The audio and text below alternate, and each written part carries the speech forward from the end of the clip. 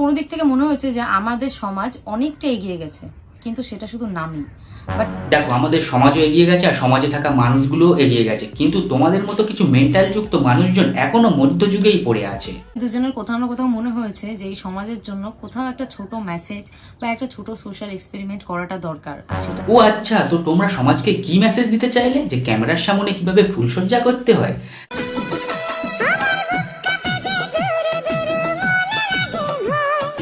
না, কিছুদিন পরে এবার ক্যামেরার সামনে হেগে বলবে এটাও একটা সোশ্যাল এক্সপেরিমেন্ট ছিল।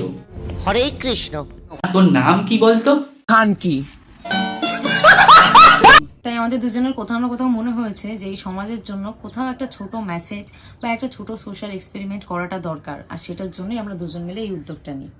এটা যদি সোশ্যাল এক্সপেরিমেন্টই হবে, তাহলে ক্যামেরার সামনে ফুলসজ্জা, তোর খোঁপা করা বর, রাজমিস্ত্রিদের কাজে যাওয়া, তোর বর তোকে ফুল দিল, তোর বর তোকে ছেড়ে চলে গেছে, এই সব নাটক কেন করতে গেলি? তারপর তোর অস্কার প্রাপ্ত কান্নার অভিনয়, ও বাবা সে কি কান্না! তাহলে এইসব কেন করতে গেলি?